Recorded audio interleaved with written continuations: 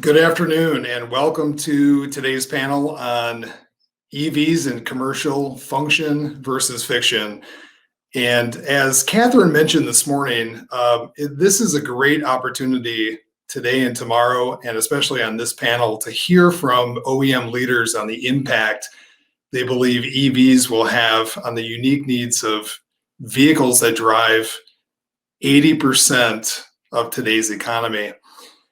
One of the major drivers behind the trend in what we'll be discussing in this panel around last mile solutions or final mile solutions is the trend toward e-commerce. So I want to share a couple of facts with you that are kind of driving the discussion today, and then I'll introduce all of our panelists, and then we'll bring them up one by one to give a brief introduction of their very exciting product portfolio and their value proposition of how they uniquely meet the needs of the market currently and future plans.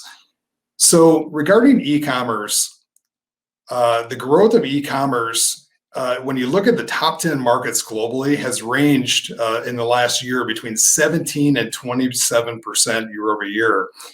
And a total estimated market valuation of about $4 trillion. So tremendous value, tremendous growth. Consumers have spent about $850 billion online in the US, which is up 44% year over year for 2020, which is nearly triple the 15% growth of 2019. So right now, e-commerce accounts for more than 20% of retail sales, and online sales accounted for 100% of the gains in retail sales. So online sales accounted for 100% of the gains in retail sales. So this is a clear trend which is driving this segment of the market. And along with some of the other points of alignment that we've discussed on other panels and in the keynote presentation today, which are societal goals, which are mandates for sustainability, stopping climate change, achieving net zero carbon emissions by 2050. The goals of government, which is to, meet the policy goals using the tools of regulation, tax, and incentives, which is probably more important for today's discussion, potentially of how to get these vehicles into the hands of fleets.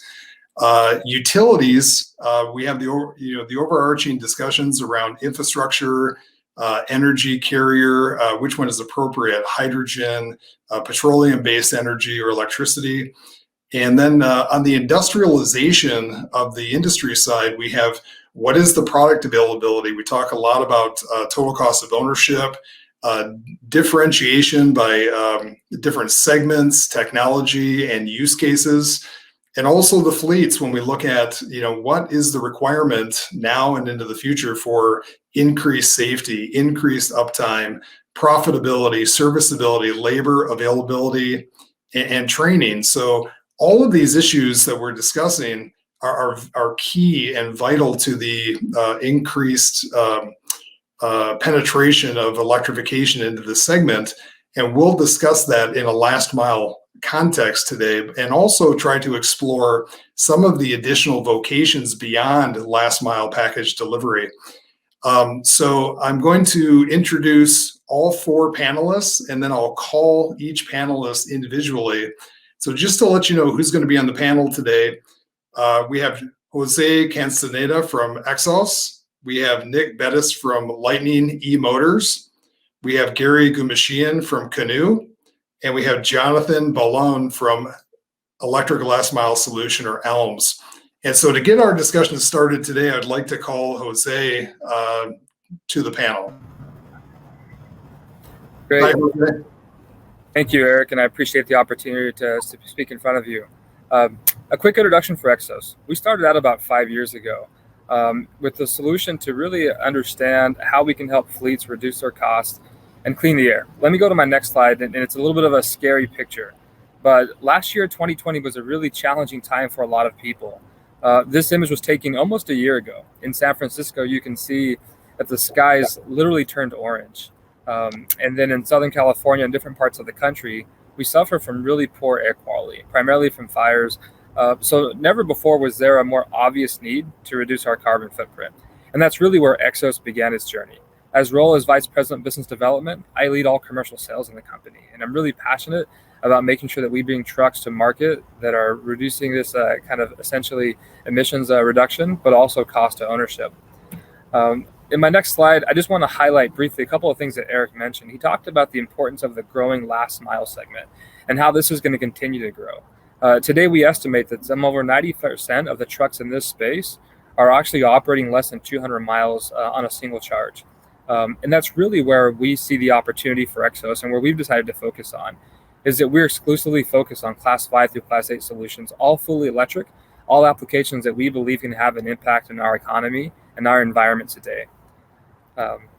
There's three things that we do uniquely to Exos that we believe drives value to our customers. First and foremost is our battery technology. We actually develop our battery modules and our battery packs in-house. And that allows us to really fit those the use case for our customers, understanding what their needs are and making sure we can meet that. Secondly is our chassis. We have our own VIN number, our own capability to develop chassis in-house.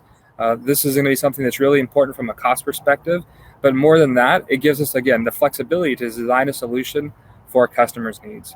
And then lastly, our whole solution from an architecture standpoint, software and full integration. When we design our chassis and our battery and our software all for one complete solution, we believe it brings a bigger value to the customer and a better overall solution. So at a quick high level, just to give you a snapshot, there's really a couple of factors that we look at. From a chassis technology, we want to be able to leverage the learnings that we have from Class 5 to Class 6 and making sure that we carry that over into Class 7 and Class 8. Our approach, quite simply put, is kind of a crawl, walk, run. We're starting with a Class 5 and Class 6 segment, particularly in e-commerce, and then really developing larger applications. Not to be lost on this topic is also our charging solution.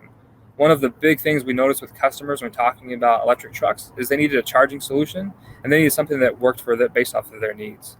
And based off of those conversations, we've actually been able to develop or deploy what we call Exos Serve or Exos Hub, which is a mobile charging solution for our customers. So from a company standpoint, we look at a whole solution that's really designed to reduce total cost of ownership or the total cost of operations. So for me, what I'm passionate about when we talk about, aside from carbon reductions, is really making sure that fleet owners and operators have an opportunity to reduce their costs and put more savings back in their pocket. Again, a quick introduction by Exos. I really appreciate the opportunity to be on this panel and look forward to further conversations. Thank you. Thank you, Jose. Excellent. If we could have Nick onto the panel now. Thank you. Let me just get my slides shared here.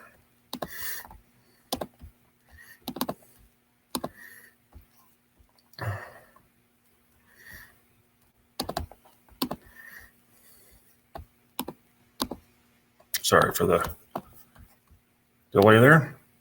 All right. Well, thank you, everyone. My name is Nick Bettis. I'm the Director of Marketing and Sales Operations here at Lightning eMotors. And I'd like to mimic some of the conversation that Jose just gave around the importance of making this transition to zero-emission vehicles in the commercial space, whether they be trucks or buses. I did some calculations recently for another presentation and found that a Class 3 delivery vehicle, a last-mile delivery vehicle, will emit enough carbon that it would equate to 7.5 elephants, adult elephants per day.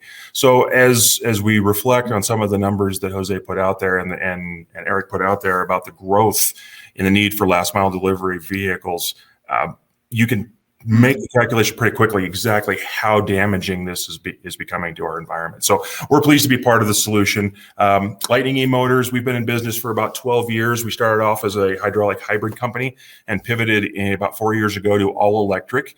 We provide commercial zero emission vehicles, class 3 through class 7, both in the battery electric vehicle, and we also team with Plug Power in the hydrogen fuel cell space as well.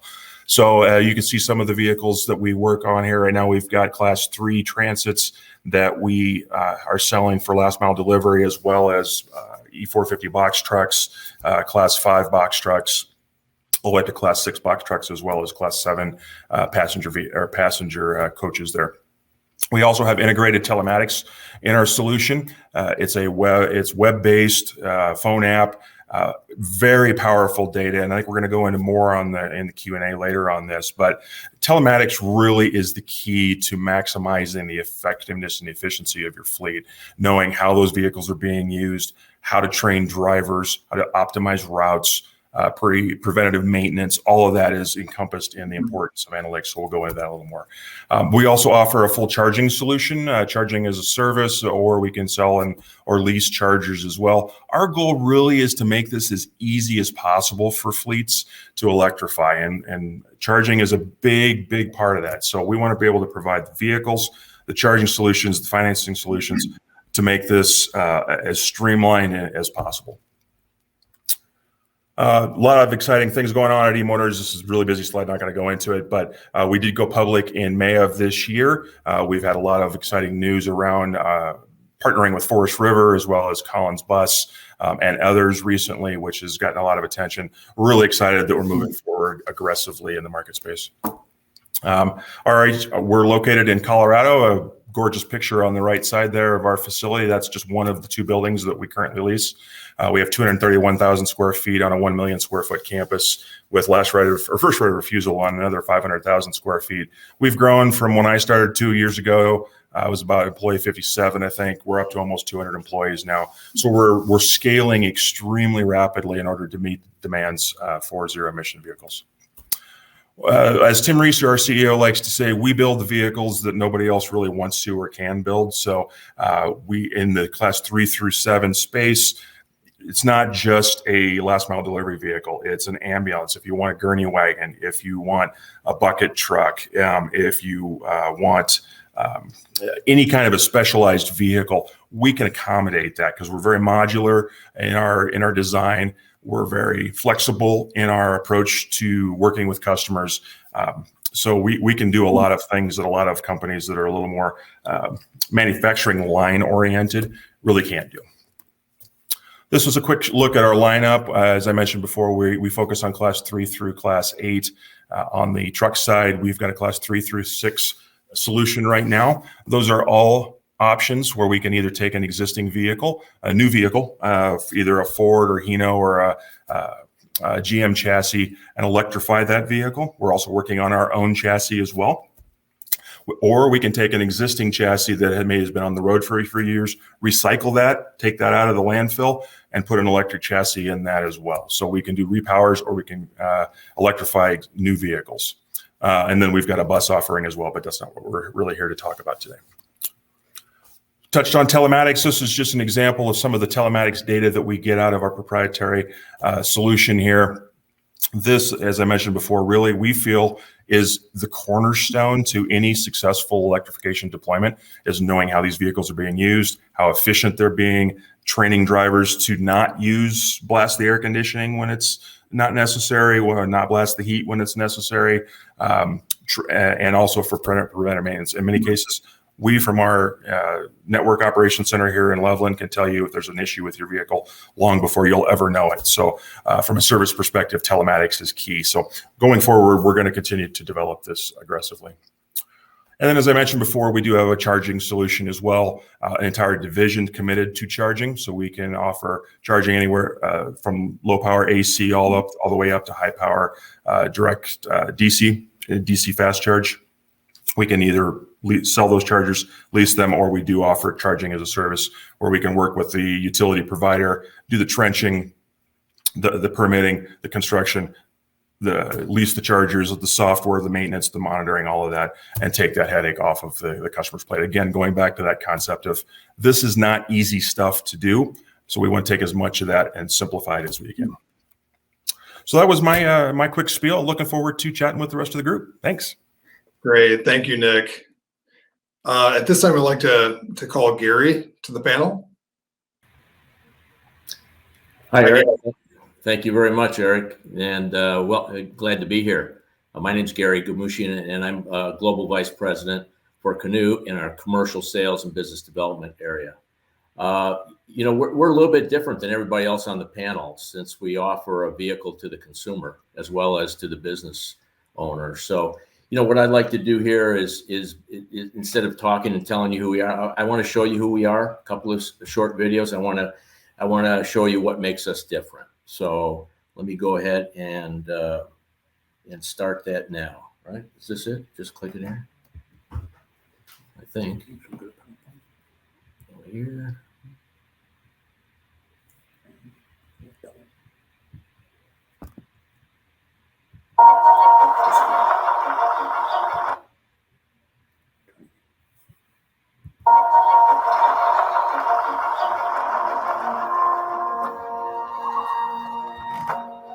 We see an electric vehicle for all of us. For the contractor, for the small business owner, for the fleet operator, for the next generation. We see something that is part of everyday life, for everyday America. And what was once just a lifestyle vehicle is now a pickup truck, a multi-purpose delivery vehicle, a new way to explore, entirely engineered by Canoo. For the first owner, the second, the third, the fourth. We see functional design, productivity, and affordability. We see cleaner air, more space, more return on investment. That's how we're building electric vehicles for everyone. Canoo.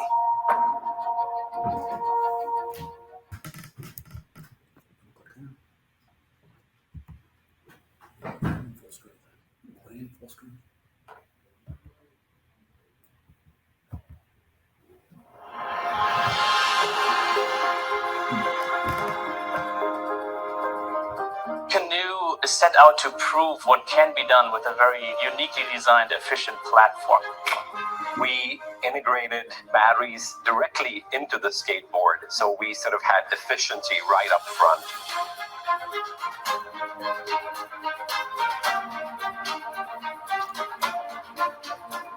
We have a functionally integrated system, meaning we don't have batteries packaged inside of a box. Designing the module to be so integrated into the platform, we're able to achieve the best energy density in our class.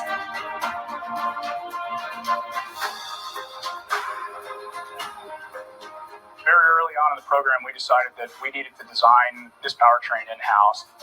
We packaged the power electronics, the electric motor, and the gearbox all together in this really tight, efficient package space. So when you get in the car, what you're going to see is an open environment right in front of you. And that's all made possible by our electric motor.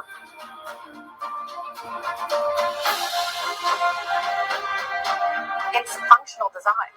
Everything that we do is built around a use case so that you can outfit it or upfit it for what you're doing at the moment or the next person can.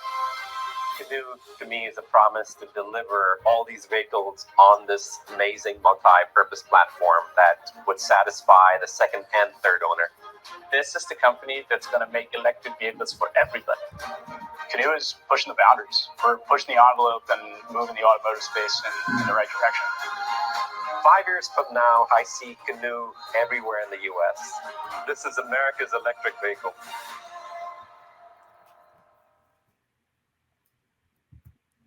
Okay, thank you very much, Gary. At this time, I'd like to call Jonathan to the panel. There we go. Thanks, Eric. Thank you.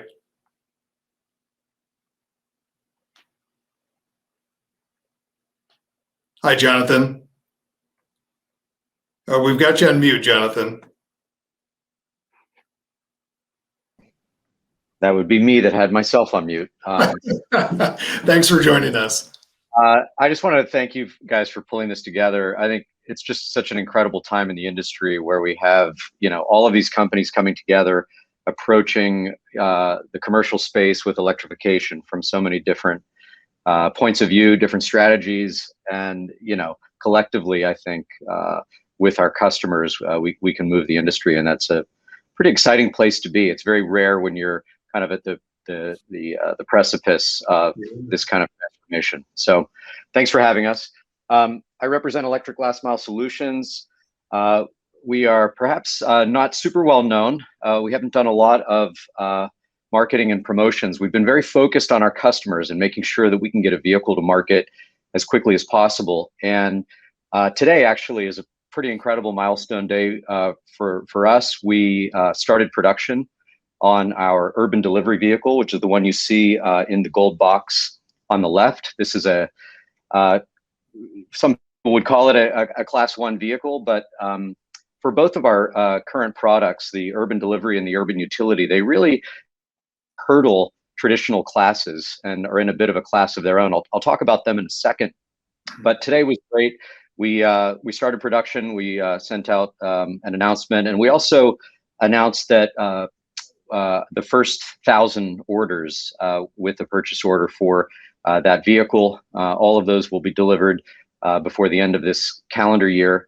And next year, we are on track to produce over 19,000 vehicles, a combination of the urban delivery vehicle as well as the urban utility.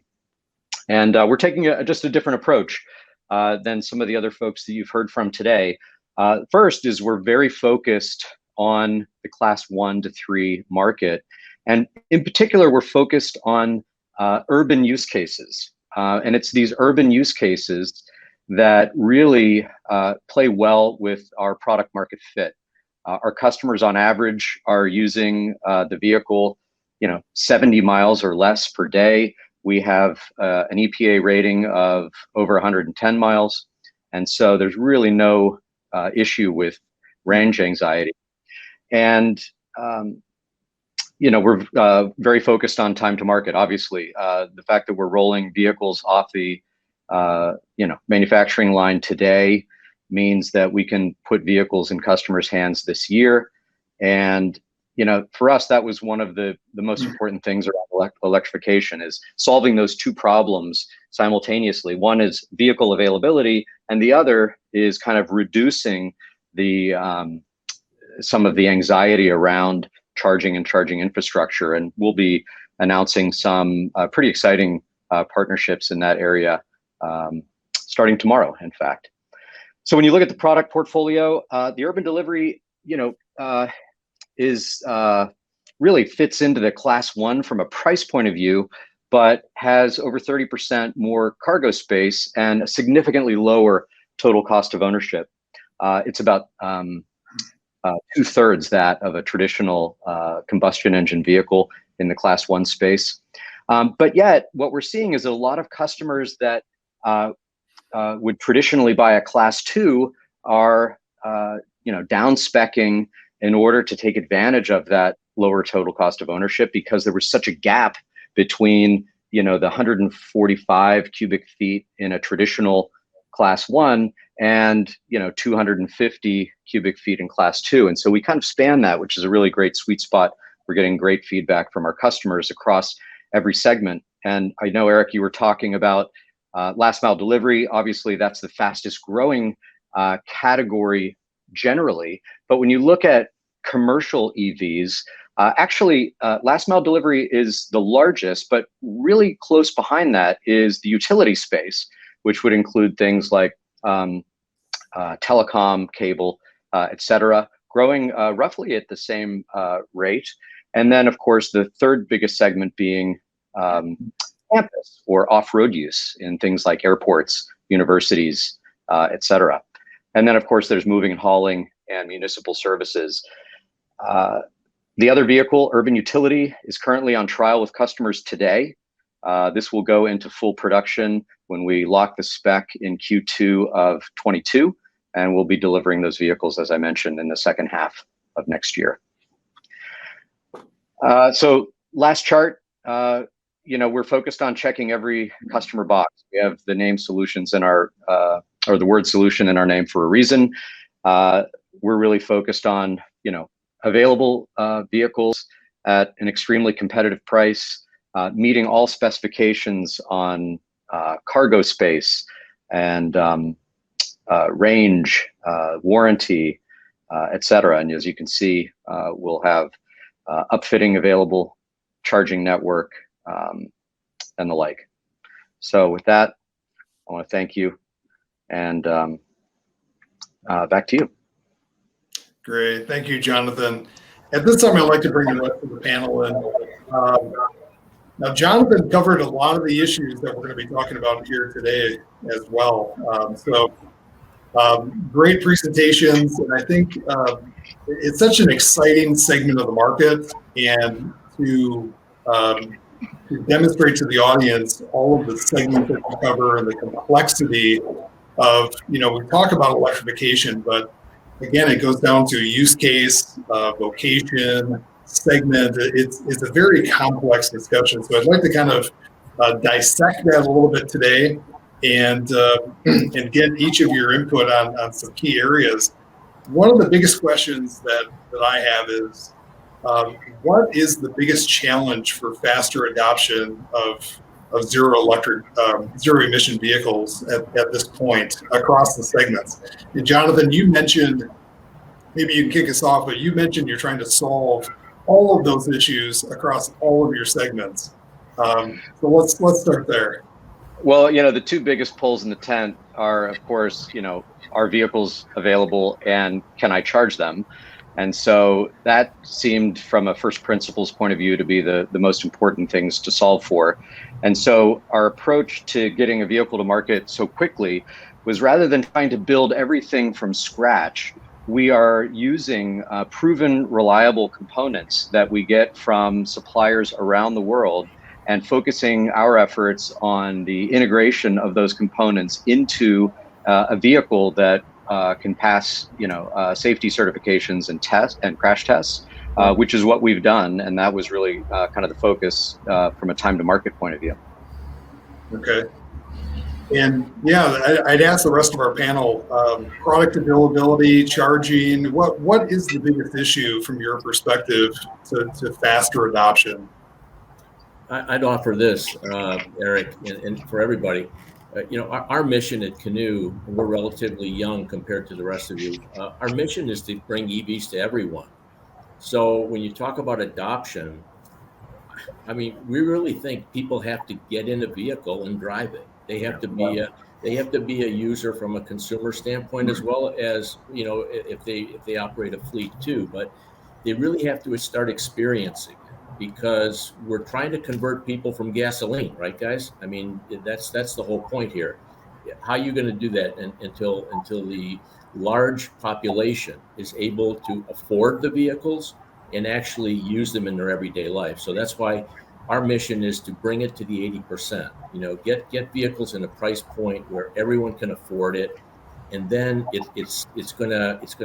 I think it will force all the other factors to move even more quickly. The infrastructure, the fundings, all of these municipal initiatives, if we've got a lot more people in vehicles. Yeah, and I'd agree. And supply chain too, to tack onto that, is for many years now, the EV space in general has been in this chicken and egg situation where the cost needs to be lower in order to get the volumes up, but the volumes need to come up in order to get the price to be lower. So we're kind of in this limbo. But now that we're seeing so many regulations and corporate mandates, and we're seeing grants and tax incentives and such, we're starting to be able to scale to the point where we can demand a better supply chain. So that's one piece. The other piece that I would say that is a challenge to commercial electrification in general is confusion. There's a lot of confusion out there, a lot of confusing data, a lot of promises that are being made by some EV vendors, nobody on this panel, that are unrealistic, and they make everybody question the sincerity of the market. So we're challenging that by putting out reliable data from our telematics systems and saying, hey, this is real world data based on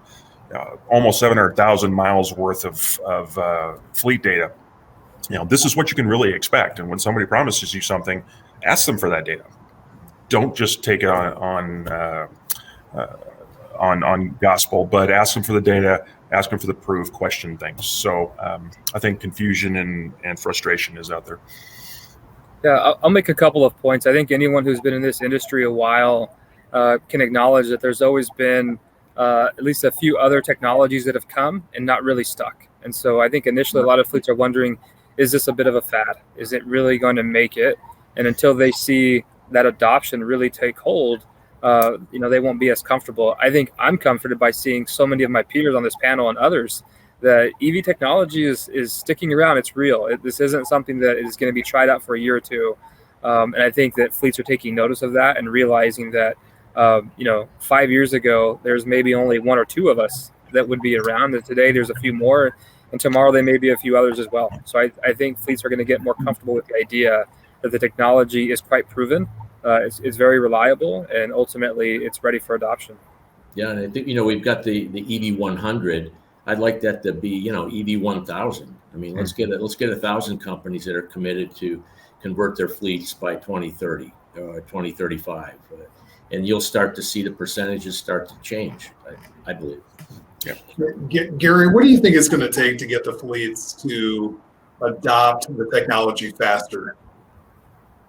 I think that they really need to just jump in, get a vehicle in operation right now, start getting used to using an electric vehicle.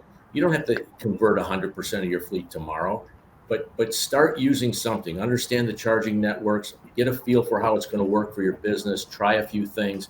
That way, when more of the vehicles are becoming available and the use cases that they need, they're not going to have this anxiety about, how am I going to handle it in my business? They're already going to have some comfort level there. That's my opinion.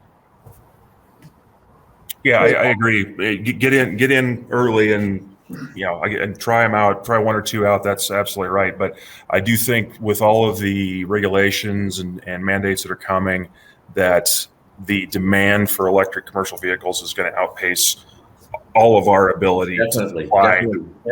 So move. If you're going to do something, if it's important to your company, then you need to start moving now.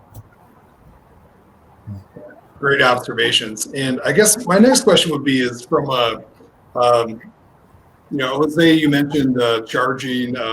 Charging comes up and infrastructure comes up in pretty much every discussion. So let's talk about the elephant in the room.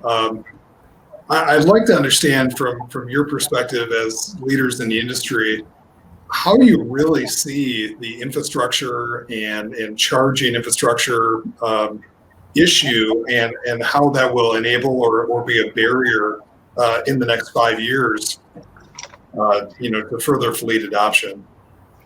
Yeah, great question. I think I have a twofold answer or approach to that.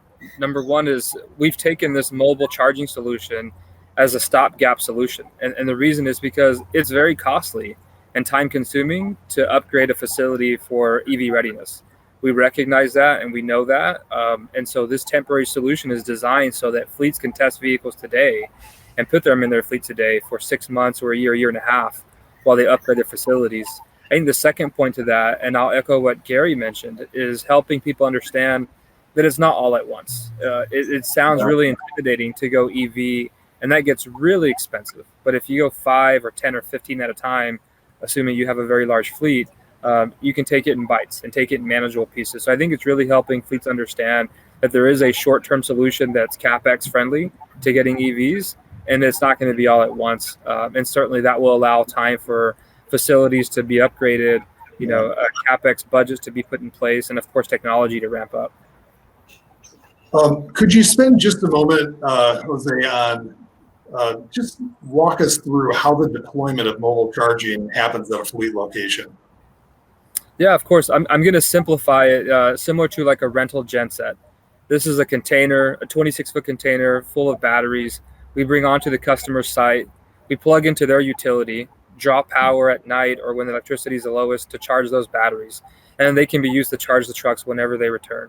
And again, that's designed. It's mobile in the sense that you can bring it on site without having to do permitting, without having to do trenching. It's not designed to be moved on a daily basis. It does need to be affixed to the utility, but it can be moved from one site to another. So if you have a large company that leases their facilities and they want to go on a rolling project, they can start in Southern California, bring in this mobile charging solution, and use it for a year and a half while they wait for California to give them permits and infrastructure. And then once that site is up and running, they can take that same solution and move it to their next location or next wave. So mobile in the sense that it can be relocated, but it's designed to be, somewhat, I would say short term. Okay. That's a very interesting concept because we talk a lot about on-grid storage as well. And, it's one of the potentials for all of the vehicles and configurations that you folks are providing to the market. Talk to me about the capability for on-grid storage and what that means to your business model.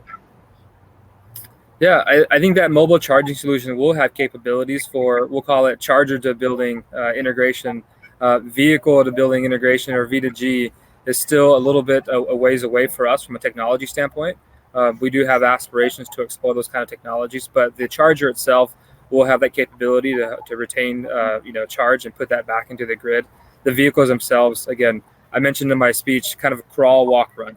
So we don't want to be everything to everybody. Right now, we're really focused, or I would say hyper-focused, on delivering that first batch of vehicles from a Class 5, Class 6 perspective, making sure they're working for customers before we get into things that are a bit on the periphery, which are really interesting, by the way.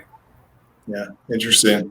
Yeah, we've also got it's not nearly as large as yours, but a mobile battery solution as well. But in all honesty, the vehicle to grid, it's on our roadmap. We're certainly going to be exploring that. There's a limited number of, we see a limited number of applications for vehicle to grid, school buses being one really good application for them. But another good application, or another good use case for the mobile batteries or on-site battery, grids is battery recycling. You can take batteries that have reached the end of life for a vehicle and put those in an on-site storage facility and still get a lot of years of usage out of those. So we look at that as a good recycling opportunity. Yeah, Nick, that was going to be my next question is, recycling, because we're going to have a significant amount of additional batteries available in the market that not suitable potentially for continued vehicle use, but for other purposes. So Jonathan, Gary, any thoughts on infrastructure, charging, vehicle to grid? We could have an entire panel on just this topic, but I think it is one of the primary enablers or barriers, for the business case. Yeah, I think it's good we're talking about it. I think when at least when I talk to people that are outside of the EV industry or that have never driven a car, there's certain 2 or 3 questions that they always ask about. And one of them is, what's the range?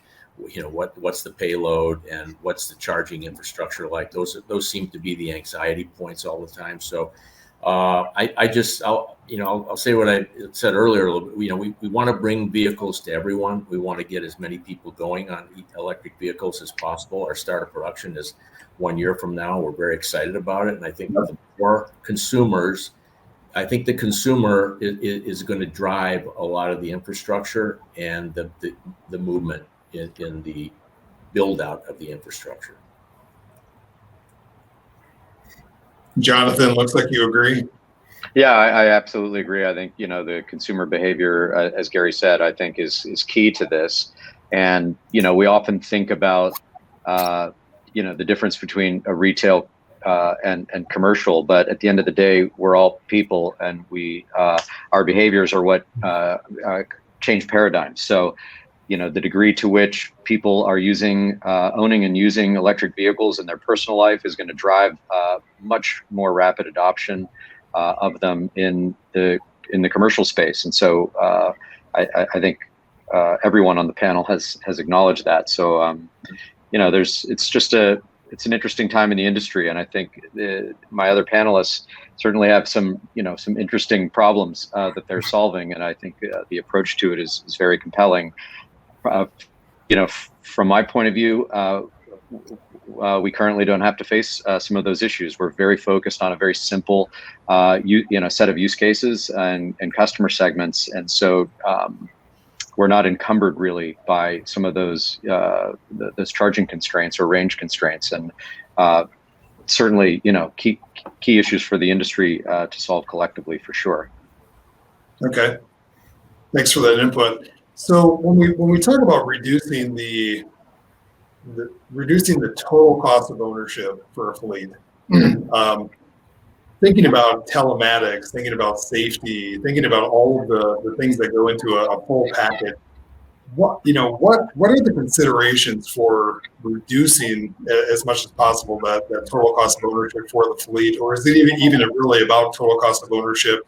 Are there other dimensions this discussion, like vehicle tracking, and other issues, maintenance reduction, that may be bigger drivers. I'd like to hear the panel's thoughts on those topics.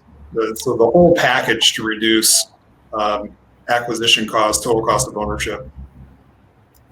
Yeah, maybe I'll start with that one. One of the things that we did in the design of our vehicle was tackle the two most expensive components to the vehicle, which is the battery and the chassis.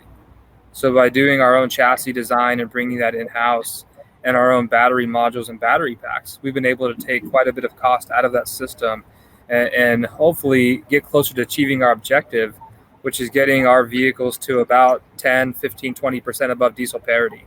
And that's something that's been really key for us, is taking the acquisition cost down and focusing on those two components. Certainly there's a maintenance and fuel savings that we all talk about and acknowledge. I'll kind of touch on your point about the telematics. I think there's going to be an opportunity for other things like telematics and things on the periphery that also enable a fleet to reduce their costs, and giving them a chance to get a bit more intelligent about how they operate their fleet, and essentially just be a little bit more leaner on fleet management and fleet operations, and they're going to see some of those cost savings. So I view it very much directly on the acquisition cost. That is very much our target. Secondly, in the operating cost of the actual vehicle. But I would say thirdly, the ancillary services, I think, are going to provide an opportunity for fleets to also save money in a traditional process improvement standpoint. Where else can we take costs? And I think as you start to bundle different types of services and offerings, it's obviously going to benefit the fleet owner and the fleet company. Yeah, I parrot that as well. I just did a presentation at the Zero Emission Bus Conference last week where I put up a picture of a lithium-ion battery and a plastic gas tank and said, which one of these is more expensive? The answer is, you're getting very close, Jose, but the answer is that electric vehicles are always going to be more expensive, or at least for the foreseeable future, than internal any ICE engine or any ICE vehicle, just because the batteries are expensive. Now, the batteries are coming down very quickly, again, because of that chicken and egg finally breaking, and we're getting to scalability.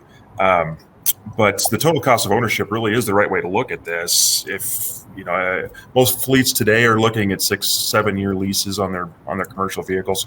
If you project that out with cost savings, with brake pad savings, with fueling time savings, with all of the pieces that come with that, and if you add into their LCFS credits and grants and all the other, you're saving literally thousands of dollars per month by going with an electric vehicle over an internal combustion engine. Yes, the initial cost might be a little higher, but on a TCO basis, there really is no comparison anymore.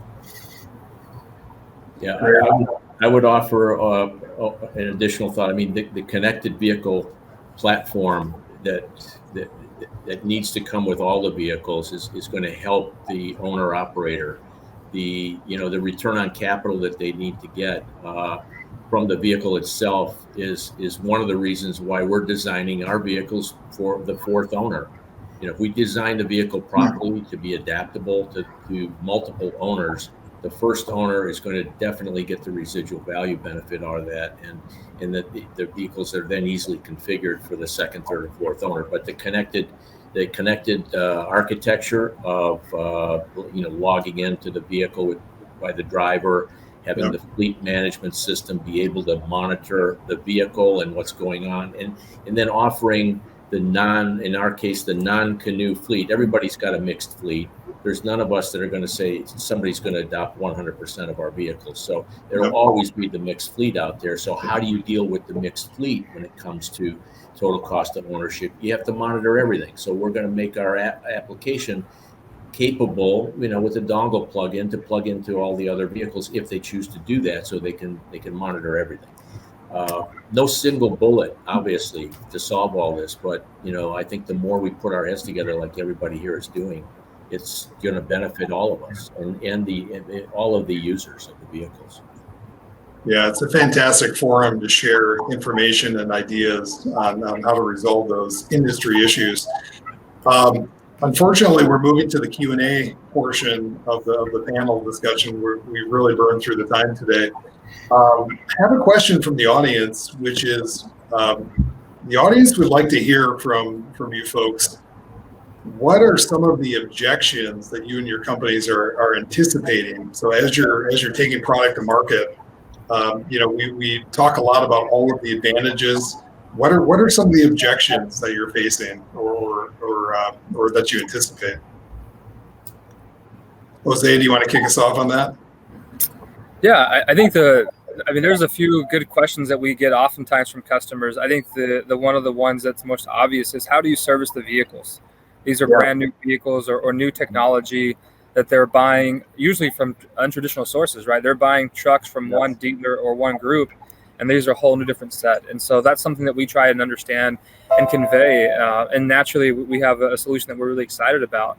I think the first thing that we help them understand, and I will kind of piggyback off of what Jonathan said from their strategy, is that we're working with tier 1 suppliers for a grand majority of the components on these vehicles. So when they see a truck that's an Exos in their fleet, things like suspensions and axles and steerings are all things that they're going to be used to seeing and know how to maintain themselves. So the general maintenance and upkeep is going to be actually quite familiar to them. Naturally, for things like high voltage applications, electronics, we have a few service partners that we're lining up, and pretty soon we're going to announce some of those partnerships, and I think you'll see that they are going to be pretty impressive and on a nationwide level. So give them that comfort that we do have a service solution in place, one that's designed to meet their needs. Again, coming from a fleet background as a company, and even myself and my background, we know how important that is. And that really is, when we talk about designing the vehicle, aside from taking cost out of the system, secondly was making it serviceable and make sure that it's ready for use. And so that's something that we're really focused on, and we get asked all the time. Yeah, we do. We get the same thing on the service side, and we've got a network of service providers that we work with, as well as training the individual fleet service team, if that's the way they want to handle it, to maintain these vehicles. Frankly, they're not all that complex. There's less moving parts in them. They're much more reliable anyway, so it's typically not a problem. But the other piece that I would say is accountability that we hear a lot is, we call it one throat to choke. When we had one customer, one of our first customers who we didn't do the charging for, when their charger went down, they came to us and yelled and screamed and said, "Why doesn't my bus work?" Well, we looked at Telematics, said, "Well, our vehicle is running fine," and we went to their facility and the charger said offline.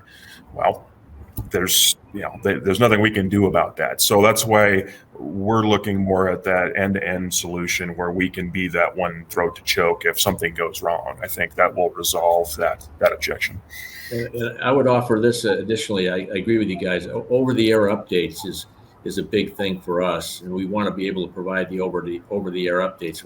It's going to be basically like 94% of our functionality can be done that way. So, like you said, less moving parts. You've got tires. We're in a different class than you are, Nick and Jose. Yep. So we'll have a different kind of a maintenance network, of course, but the simplicity of it'll be much more simple than the ICE vehicles for sure. Yeah, Eric, I would say we've been doing customer trials for the last couple of months where we let customers use the vehicles in real world applications.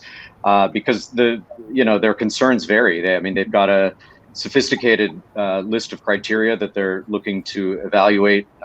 Total cost of ownership is one, but there's a long list. And so by allowing them to actually use the vehicle, we get a variety of different things. Like some customers will say, these vehicles are driven a lot. We're really concerned about the battery range. And we know exactly during the trial how much it's being driven. In fact, we actually, for many of our customers, will put an ODB dongle in their combustion engine vehicles just so that we get a more holistic data set, so that we can understand how to plan for electrification with them. And usually, what we find is that the customer's expectation of how many miles a day they drive is greatly inflated. And so that reduces the some of those constraints. But there's lots of things, and I think we're learning as an industry, and it goes back to Gary's original point. The more experience people have with these vehicles, the more those potential objections go away. Yeah, you're right. I think it's the comfort factor in making the vehicle acquisition decision. And one of the questions that just came in from the audience is, will the EV ever truly replace the reliability of a diesel? And so I'd like everybody to chime in on that one, because I think that is the key question. I've got a diesel, I've got a gas powered vehicle. Will the EV be durable? Will it really replace that duty cycle and that use case? In the heavy duty application, right? That's what you're asking. Yeah, I think it's primarily heavy duty, but we also have combustion engines and other applications as well. So it's really a question about technology readiness, I believe. Yeah, I think EVs will definitely have reliability. We're approaching reliability at this point now that's equivalent to internal combustion engines. It's just a matter of time. Like as I mentioned before, there's these vehicles. They're complex, but they've got so few moving parts. There's just not that much that can go wrong with them. So the reliability really should be stronger than an internal combustion engine in the short term. Just look at the comparison in parts. Take a V6. A typical V6 engine's got 800 or 900 parts in it. Right. Our motor's got 70 parts. Mm-hmm. And the fluids they have to be changed in an ICE engine versus no fluid changes. Yep, at no least belt. in this motor. Yours is probably similar. So much of this stuff disappears. Yeah, so from a reliability perspective, really the expectation is that the EV is going to be ultimately much more reliable than the internal combustion engine, especially if you look at the after treatment systems and SCR systems and really getting very complex to clean up those emissions. The durability should be much better or the equivalent with a battery electric. Yeah. And to the heavy duty space specifically, we don't have a truck in that space, but we do have a motor coach that we team with ABC companies on. That's really a use case situation. If the question is, this is my opinion, we don't have a horse in this race, but in the long range trucking business, is EV a solution? It's going to be a challenge. I'm looking forward to seeing somebody solve that challenge. I think fuel cell electric vehicles is probably a good solution in that longer range. But for us in the motor coach space, we're looking at shorter range applications, not over the road. So I'll answer that question really quickly. 2016, 2017, roughly 5 years ago, when Exos was launched, it initially launched with a prototype of a Class 8 tractor pulling 80,000 pounds down the road. And I say down on a flat road, right? Down the highway. Important distinction. I just want to make sure but the point was, we sought to tackle the most durable or the most difficult challenge to prove the concept. We shifted towards a Class 5, Class 6, not because it wasn't capable, but because of the economics and the macroeconomic trends that we talked about earlier, growing e-commerce. So the economics behind a Class 8 are still being worked on. The technology, absolutely applicable. We proved it 5 years ago. I don't think there's any major concern on our part that it can do the job. It's really economics. Yeah. So one question is the follow-on to that, Jose, is with 800-volt architectures which are coming. Talk to the audience a little bit about fuel cell electric vehicle versus battery electric. Charge times. Availability of charging. I think there's a good kind of competitive model coming between those two energy carriers. Yeah, I think we all acknowledge that there's going to be different technologies for different use cases, right? That's so important to really understand how the customer operates and which technology is going to work for which applications. I think you're going to see certainly some overlap. I think the technologies on the fuel cell or even other alternative fuels are a little bit further out than what we see on the EV side, and that's why we're here today with EV technology, because it's available now and it's ready to do the job. But I think there are going to be opportunities for companies to dip into both sides, or at least explore and potentially find partnerships and synergies between one and the other. Yep. So Jose, well, somebody tell me, Jose, tell me, how's the hydrogen made? How is it going to be made? You're asking the EV guys about hydrogen? Yeah. Eric was, you were talking about, the fuel cells, and So how is it going to be made? Yeah. So if we can go into a renewables discussion and energy storage, but I think you're right. There's some concerns around hydrogen as an energy carrier and the energy input required to create that. So maybe that's the discussion for the next panel is hydrogen as the energy carrier. No, Jose, I wasn't. It was more of like just putting the question out there to everybody. But you were just talking, so I said your name. But I mean, yeah, no, like I said, I'm gonna stay away from other technologies just to be kind of agnostic. But I think the point is we recognize that in the industry there's going to be room for a little bit of everybody, and some of those are closer than others. And again, you never know which of us might be on one side or the other. So. Yeah. Great.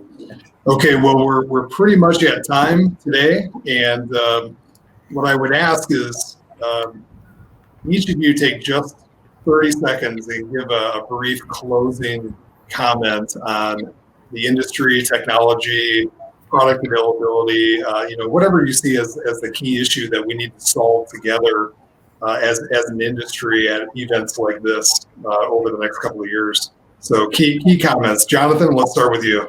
30 seconds. Thanks. I'll do it in less. I think the key to this is get started. Buy a vehicle and start using it and just learn and experience and iterate and have a plan. And that's as simple as that. That's the best way to learn. Great. Thank you. Jose? Yeah, I think there's a lot of interest, and everyone's looking for that brave soul to be the first adopter and the first mover. I think that we're about to see a pretty huge spike once a few of those people come first and step forward and prove the technology. There's a lot of people, not just large fleets, small fleets, owner-operators. There's a lot of interest behind this, and they're just ready for someone to prove it out for them. Yeah, great. Thank you, Jose. Nick? Agree completely. Get started. It's a matter, we've got 200 vehicles on the road now, and we're starting now to see those repeat orders. People are starting to trust the technology. It's real. Give it a try. You won't be disappointed. Great. Thank you, Nick. And Gary, wrap it up for us. Well, I think my notes are repeated by Jonathan and Nick, but I'll help everybody get started. We got pre-orders going on right now, so don't hesitate. Just go online and do a pre-order. Get going. No, really, that's it. Get comfortable. Get in a vehicle and go for a ride. Get in a truck and go for a ride with somebody else. Follow behind an electric truck that's doing a delivery someplace and get an idea of what's going on. That's what I suggest. Just really get yourself in a comfort zone. Great. Thank you, Gary. And thanks to everybody for your participation on the panel. We didn't cover even half of the topics that I thought we could cover, but great introduction to yourselves, your organization, the use case for your products, and the challenges that you see in the industry. So just wanted to say thank you very much and really enjoyed our conversation today. Thank you, Eric. All right. Yeah, thanks, Eric. Thanks, Eric. Thank you all.